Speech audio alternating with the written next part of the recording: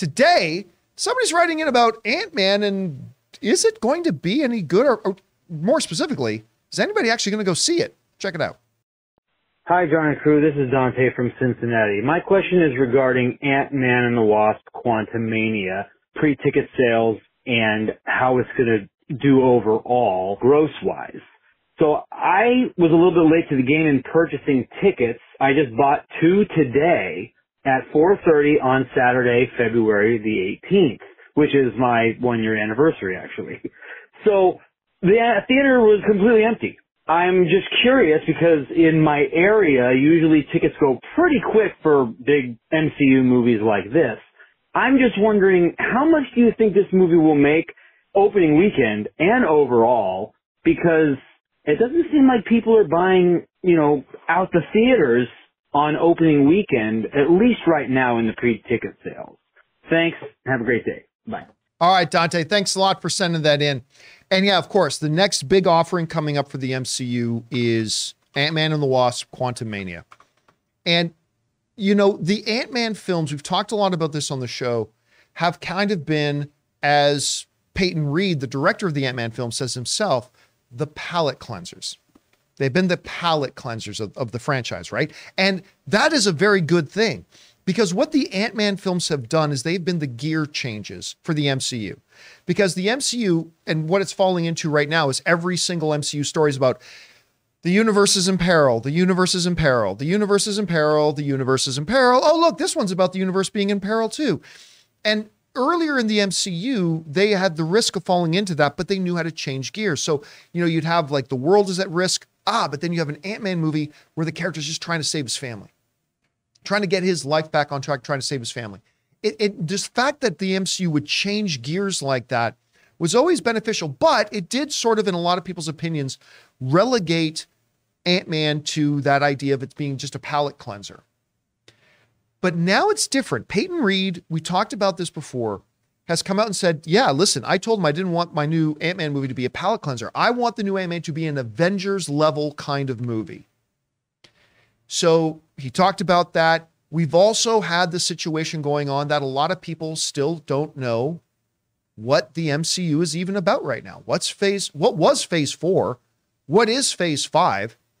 And Kevin Feige, has been coming out and saying that soon, my children, we will reveal what this has all been about up until now. Because right now, even some of the greatest minds in pop culture, like Robert Meyer Burnett and others, look at all the films of Phase 4 and say, I have no idea how any of this connects.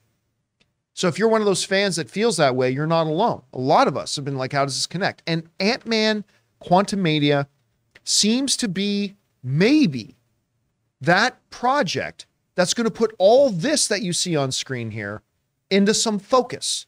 That it's kind of the promises. This is going to be the one that kind of reveals how these all connect.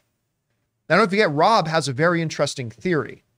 Rob's really interesting theory is that every single one of the MCU movies we've seen in Phase 4 all happen in a different reality. Not one different reality, but like each different movie has happened in their own pocket universes of the multiverse. And we're going to find that out in Ant-Man and the Wasp. Maybe yes, maybe no. But it still begs the question, Avengers level film or not, is anybody going to go see this? Yes. Because it's still an Ant-Man movie, right? And the Ant-Man movies have not done, bonkers box office. Like they've been successful, 600 million plus, to put that into perspective. I'm not trying to beat up on Black Adam. I'm just trying to put it into perspective. But, the Ant-Man movies made like double what Black Adam did. So not exactly the highest of MCU standards, but still respectable.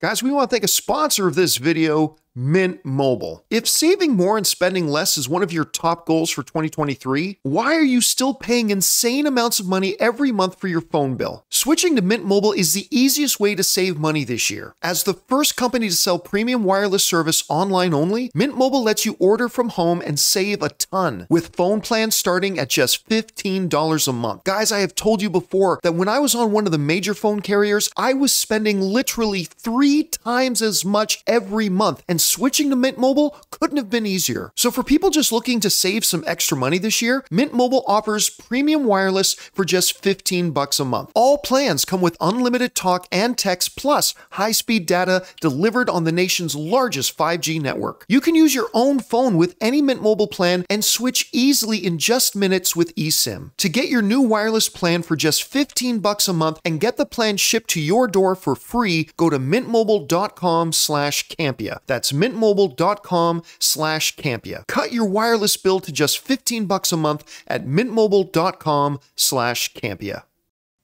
So what can we expect? Well, let's jump over here for a second. I love the fact we're going to do a little live experiment here. I love that you mentioned that in your theater, you got tickets and it was like empty. So I'm going to take a look at why can I not get the theater things to pop up? I can't select my theater. What's going on? Look at this. I scroll over it. The list comes up, but then once I scroll off of it, hold on a second. Okay, there we go. I'm going to go to my local theater, the Riverside AMC Tyler Galleria. And I'm going to get tickets. We're just running a lot. I have no idea how this is going to go. Live experiment. I'm going to go to February. That's the 6th, the 17th it opens, right? The 17th. Okay, I'm going to go to the Friday the 17th. There it is. Ant-Man and the Wasp, Quantumania. You know you love 3D. I am not getting tickets to 3D. Get the Dolby. Let's see what's in Dolby. F3D. But yeah, we'll go to the popular. You know what? We'll even go to the popular time. We'll go to the Regal Cinema, Dolby 7:30. Now remember, this movie does not open for another month. A little bit under a month, a little over 3 weeks away. So this movie is still a ways out. I really need to watch Avatar. This tells me I really do You really do need to watch Avatar. Someone just said it's MODOK in time. So let's check it out. We'll click on 7:30. And what are we going to get? All right.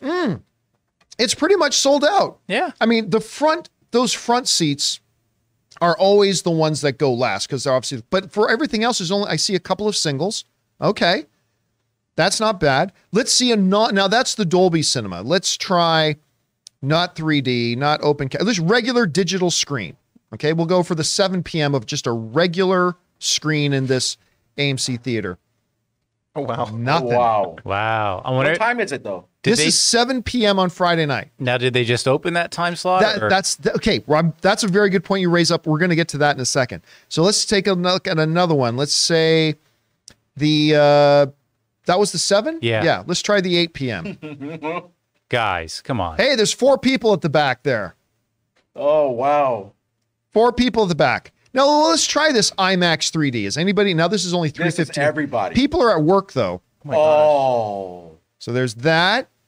We'll see the IMAX non 3D. We'll go 6:30 p.m. It's starting to fill in a bit I there. think we could still do a ticket watch then. It could be. It could just be then that it's just like so far off. Oh wait, that's the thing. It's a still, month away.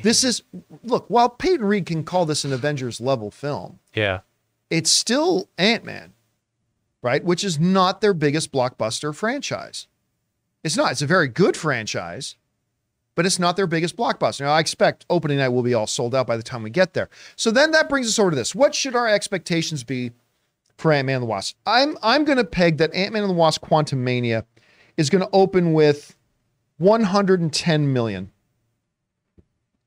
That's what I'm pegging it as, which, I mean, is nothing compared to like Doctor Strange's, what was it, 181? I can check for you. I think Doctor Strange was 181. It's nothing compared to, Black Panther, I got it up now. Black Panther Wakanda Forever was 181. Doctor Strange the Multiverse of Madness was 185. So nowhere near that. Even Thor Love and Thunder got like 144.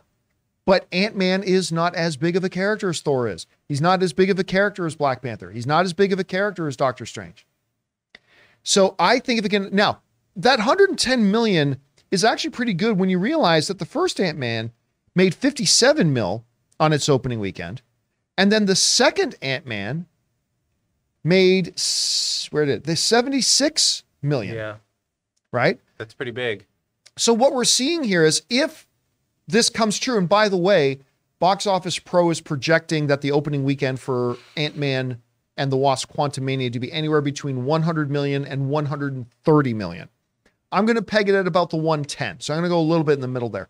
But even if it does come in at 110, we're seeing that trajectory, right? We're always talking about that's what the producers and studios want to see in these franchise films. They want to see a trajectory that does this. We've gone from 57 million, 76 million, and then if we come out at Quantumania at 110 million. And I think Marvel and Disney will ultimately be cool with that. I think they'll ultimately be cool with that because they got to understand, like, look, if an idiot like me understands that, look, we cannot go into this expecting Iron Man numbers. We can't go into an Ant-Man film expecting Thor numbers. Assuming that Marvel is at least as smart and probably several multitudes smarter than me, they understand this as well. And I think if this thing does come in at 110, it'll be good. So again, remember, this isn't like it's 2 days before the movie opens and we're looking at these things and finding empty seats everywhere. Let's run this. Try to remind me, guys, let's run this little exercise again the week of release, and we'll see how much more it's filling out. But that's where I think it's coming in. Anyway, guys, question is for you. What do you think about this? How big of an opening do you think Ant-Man and the Wasp: Quantumania is going to be? I'm pegging it at about 110. Do you think that that's way too conservative? Do you think it's going to way well beyond that? Do you think I'm being too optimistic that it's going to be way below that? Have you tried getting your tickets? Have you had any problems? This is why when people said you should do a ticket watch for Ant-Man, I'm like, Ant-Man ain't going to be crashing any ticket sites. I don't think we need to do ticket watch for We're it. still doing it. We're still doing it. What do you guys think? Jump down into the comment section below and leave us your thoughts.